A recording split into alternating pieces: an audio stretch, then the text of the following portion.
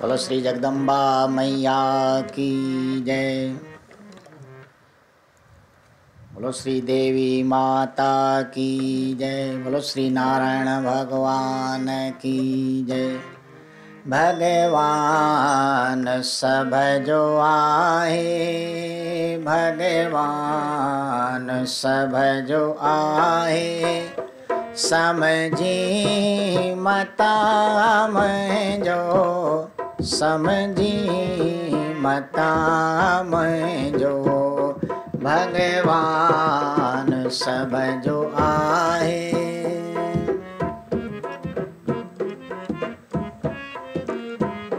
समझी मता मैं जो आए, सदाई हाज़िर आए, सदाई हाज़िर, कढ गैर तू अंदर जो, कढ गैर तू अंदर जो, भगवान सब जो आए।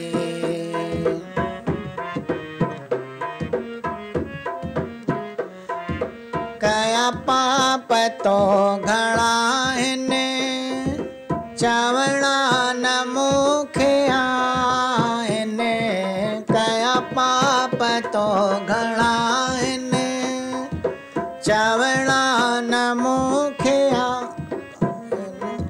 जे तोखे कढणा आहिनि, जे तोखे कढणा आहिनि त मान छॾ तूं तन जो, त मान छॾ तूं तन जो, भगवान सब जो आए, समझी मता मैं जो, समझी मता मैं जो, भगवान सब जो आए।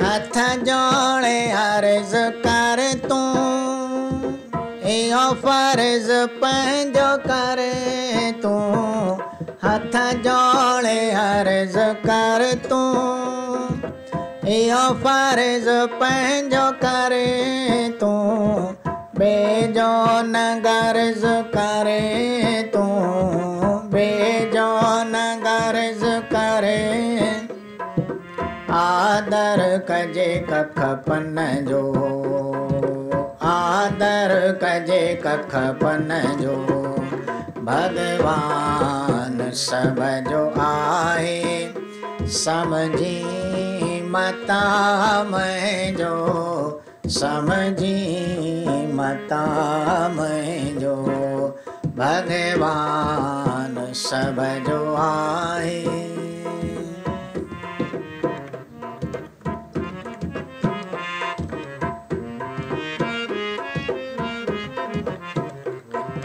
साथी थी जग में हिकिड़ो, खणिजे कदम न तकिड़ो, साथी थी जग में हिकिड़ो, खणिजे कदम न तकिड़ो, रहंदो न पोइ को झगड़ो, रहंदो न पोइ को झगड़ो, छॾे मोह उदासी धन जो, छॾे मोह उदासी धन, भगवान सब जो आए, समझी मता मैं जो, समझी मता मैं जो, भगवान सब जो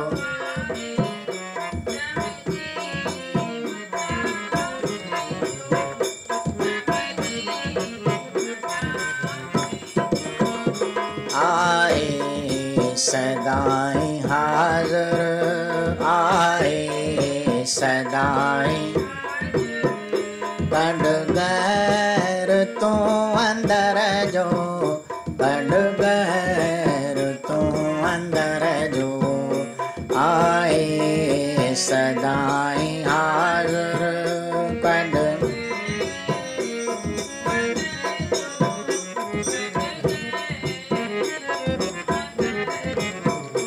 भगवान सब जो आए।